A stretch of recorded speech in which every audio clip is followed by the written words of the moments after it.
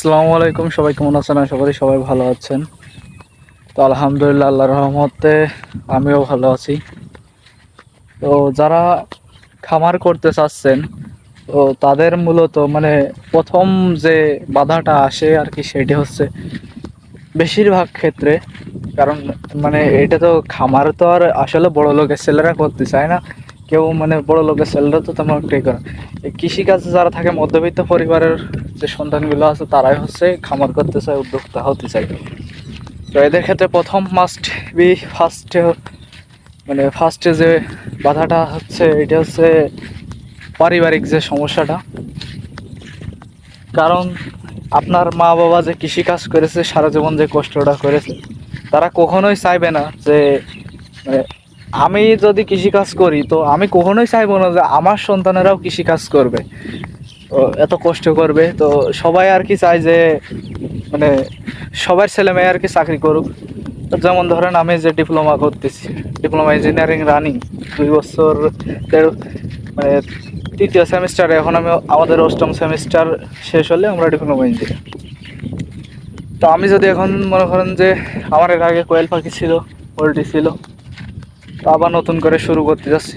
তো সেটার ক্ষেত্রে আর কি মেন বাধাটা হচ্ছে আমার বাসার থেকে। আমার বাপ তো কখনোই চাইবে না যে সারা জীবন যে কষ্ট করেছে, কৃষিকাজ করেছে, তো এটা তো আর কখনোই আমাকে করতে দিবে না বলতে ভুল। যদি ব্যবসা বাণিজ্যের ক্ষেত্রে আলাদা, কিন্তু এরকম কৃষিকাজে তো কখনোই করতে দিবে না। তো এরপরে যে বাধাটা আসে, যে বাধাটা আর কি দ্বিতীয় ধাপে যে বাধাটা আসে, সেইটা হচ্ছে আপনার মানে যে একটা অ্যামাউন্ট টাকার, যে একটা অর্থের দরকার হয়, সেটা আর কি পারা যায় না সেটা। তো সেটা পরিবার থেকেও দিতে চাইবে না আপনাকে। বলবে যে আপনি এত শিক্ষিত হয়ে কৃষিকাজে যদি নেমে আসবেন, তাহলে এত আপনার এত কষ্ট করে, মা বাবা তো তখন বলবে যে আপনাকে তো যে তোকে এত বড় শিক্ষিত করলাম, এত টাকা পয়সা খরচ করলাম, এত কষ্ট করে মানুষ করলাম, তুই আইসে আবার সেই আমরা যেই পেশায় আছি সেই পেশায় ফিরে আসবি। তো এটা হচ্ছে আর কি দ্বিতীয় পর্যায়ের যে দ্বিতীয় ধাপে যে বাধাটা, সেটা হচ্ছে অর্থ সংকট। তো এরপরে যদি মনে করেন যে আবার তৃতীয় ধাপের যে বাধাটা আসে, সেইটা হচ্ছে আপনার আশপাশের যে মানুষজন আছে। তো সমাজে একটা কথা প্রচলিত আছে যে ছেলে যদি শিক্ষিত হয়, তাহলে ছেলে সরকারি চাকরি লাগবে, বেসরকারি হলেও হবে না, কোনো কোম্পানি, কোনো অন্যান্য জায়গায় যেটাই বলেন, তো সেটাই হলেও হবে না। তো ওইটা হচ্ছে আপনার সরকারি চাকরিই লাগবে। আর আপনি যখন শিক্ষিত হবেন, তখন এই গ্রামে আসবেন, একটা কি কথার কথা যে একটা গরুর খামার করলেন, কি মাঠে কিছু সবজি চাষ করলেন, তো সেই ক্ষেত্রে দেখা যাচ্ছে আপনার লাভের আশা থাকলেও গ্রামের মানুষ, মূর্খ সূর্খ মানুষ, অতটা বোঝেও না। যারা শিক্ষিত হয়, যারা এইসব এই আর কি সম্পর্কে বেশি ভালো বোঝে, যারা গরুর খামার করতে চায়, তারা গ্রামে এসে যদি গরুর খামার করে, তো দেখা যাচ্ছে যখন গরুর গোবর ফেলাবে, কি গরু পুষবে, তখন দেখা যাচ্ছে ওই শিক্ষিত ছেলে ওর আশপাশের লোকজন এমনভাবে আপনার নিয়ে সমালোচনা করবে যে আপনি বাধ্য হবেন এটা ছেড়ে দিতে। তো এই উদ্যোক্তা হওয়া বা যে ইটা বলেন, এই ক্ষেত্রে অতটাও সহজ না। তো এতটাও সহজ না এই জন্য যে ধরেন আপনি একটা সরকারি চাকরি কিংবা যে কোনো একটা চাকরি করতেছেন, তো সেখানে দেখা যাচ্ছে আপনার 10 থেকে 20 লাখ টাকা পুঁজি আছে। তো আপনি চাচ্ছেন কি যে আমি এরকম আটকা জায়গা কারোর গোলামি, কারোর দাসত্ব করব না, আমি আমার মতো আর কি গ্রামে যে আমি নিজের মতো নিজেই যা পারি তাই করে খাবো। তো সেক্ষেত্রে দেখা যাচ্ছে অনেকেই করে কি যে গ্রামে আসে, আমার মানে আমার বয়স তো অনেকই কম, যেহেতু আমি ছোট মানুষ, অতি নগণ্য। তো তারপরেও যতটুকু আমার ধারণা, যতটুকু আমি দেখেছি আর কি, আমাদের গ্রামে অনেকেই আর কি গেছে, দেখা যাচ্ছে আপনার কোরিয়ায় গেছে, সিঙ্গাপুর গেছে, মালয়েশিয়া গেছে, ভালো ভালো টাকার বেতন পাইছে, কোটি কোটি টাকা কামাইছে।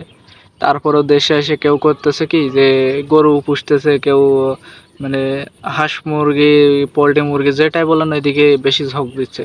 তো কেন দিচ্ছে যে এখানে আপনার কারোর কাছে কোনো কারোর গোলামি করা লাগছে না, কারোর কোনো কথা শোনা লাগছে না। তো তারপরেও ধরেন যে আপনার 10 থেকে 20 লাখ টাকা পুঁজি আছে, আপনি একটা খামার দিয়ে দিলেন। তো সেক্ষেত্রে করবেন কি, যে গ্রামে যারা আছে আর কি, আপনার গোষ্ঠীর বলেন, আপনার মানে আর কি আপনার যে ইয়েগুলো আছে পরিবারের, মানে বড় আর কি এলাকা যে ভালো ভালো আর কি যারা পরামর্শ দিতে পারে, তো এদের কাছে দেখা যাচ্ছে আপনি শুনলেন যে চাচা দাদা ভাই মানে যাই বলেন যে এরকম গরুর খামারে কোনটায় বেশি লাভ, তো তারা আপনাকে নিশ্চয়ই বলবে যে এখনকার সময় যে আপনি কিছু মানে যে ষাঁড় গরু বলে, মানে অন্যান্য জায়গায় হয়তো এড়ে গরু কিংবা ই বলতে পারে, তো ষাঁড় গরু এইগুলো এইগুলো কেন, কেউ বলবে যে আপনি মানে তুমি দুধের গরু কেন। তো সেই ক্ষেত্রে সবাই করে কি যে দুধের গরু কেনার ক্ষেত্রে আর কি যে ফ্রিজিয়ান শাহিওয়াল বলেন, মানে বেশিরভাগই চেষ্টা করে যে যে জার্সি গরুগুলো আছে ওইগুলো কেনার জন্য। তো সেই ক্ষেত্রে কি হয় যে জার্সি গরু কিনলে আপনি যে এক একটা গাভী থেকে 20 লিটার করে দুধ পাবেন। তো 20 লিটার করে দুধ পেলেন, একটা বাছুর পেলেন বছরে, মনে করলেন যে হয়তো বা আমার 5টা গাভী থাকলে 5টার থেকে 100 লিটার দুধ আসবে, 5টা বাছুর পাবো, তো এটাই তো আমার এনাফ।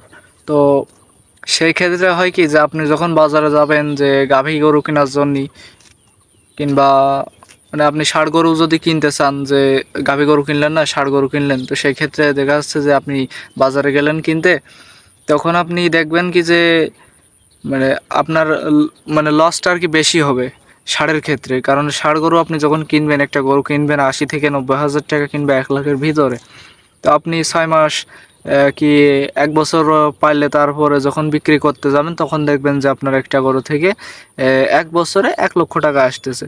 তো আপনি যদি হিসাব করেন যে আপনি 1 বছরে 5 থেকে 10টা গরু রাখবো, 10 লাখ টাকা সেখান থেকে প্রফিট আসবে, কিন্তু আপনি হিসাব করে দেখেন যে আপনার সেখানে খরচ কিন্তু ঠিকই ওই একই খরচ কিন্তু হয়ে যাচ্ছে।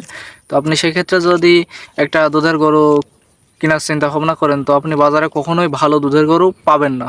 তো আপনাকে আর কি মানে যখন কিনতে যাবেন তখন দেখবেন মানে সবাই আর কি কখনোই তো কেউ ভালো গরুটা বিক্রি করতে চায় না। আমি ধরেন একটা গরু বিক্রি করব, তখন আমি খুঁজবো কোনটা যে আমার খামারে যে এই গরুটা সব থেকে মানে খারাপ, যে মানে আর কি একেবারেই দুধ আসে না, কি এই সমস্যা ওই সমস্যা এই না ওই, তো সেই ক্ষেত্রে সেই গরুটা আর কি সেল দেওয়ার বেশি আর কি ক্রাইটেরিয়া বেশি থাকে আর কি। তো দেখা যাচ্ছে আপনি ওইরকমই একটা গরু কিনে নিয়ে আসলেন গাভী, তো সেই ক্ষেত্রে দেখা যাচ্ছে যে আপনি নিয়ে আসার কিছুদিন পরে বাচ্চা দিল, দুধ আসলো, কিন্তু 2-1 দিনের ভিতরে দেখা যাচ্ছে আপনার মাস্ট বি যে এই সমস্যাটা আর কি দেখা দেয় সব থেকে ভেরি ভেরি ইম্পর্ট্যান্ট, মানে এটাই পয়েন্টে যে এটা সেটা হচ্ছে যে মাস্টাইটিস যেটাকে বলে। তো এই মাস্টাইটিস মানে সমস্যাটা হচ্ছে আপনার গাভীর উলানটা আর কি শক্ত হয়ে যাবে, দুধ আসা কম হয়ে যাবে, আস্তে আস্তে বাটটা কানা হয়ে যাবে। তো এই সেই ক্ষেত্রে মানে আপনি যদি লাভ করার আশা থাকে, আপনার যদি লাভের আশা থাকে যে না আমার এর থেকেই করে খাতি হবে, তো সেক্ষেত্রে আমার লাভ করাই লাগবে, মাস্ট বি লাভ করাই লাগবে। তো সেই ক্ষেত্রে আপনি ভালো দেখে একটা বকন কিনলেন, বকনা গরু যেটাকে বলে। তো দেখা যাচ্ছে কেনার পরে আপনি প্রথমত প্রথমত একটু ছোটোখাটো জাতের যে এইগুলো আছে বীজগুলো আছে ওইগুলো দিলেন, বাছুর আসলো। তো তারপর দেখা যাচ্ছে আপনি একটু ভালো উন্নত মানের যে বীজগুলো আছে 100 মানে সাইবাল যেগুলো 100-এর ইগুলো আছে বীজগুলো আছে এগুলো দিলেন।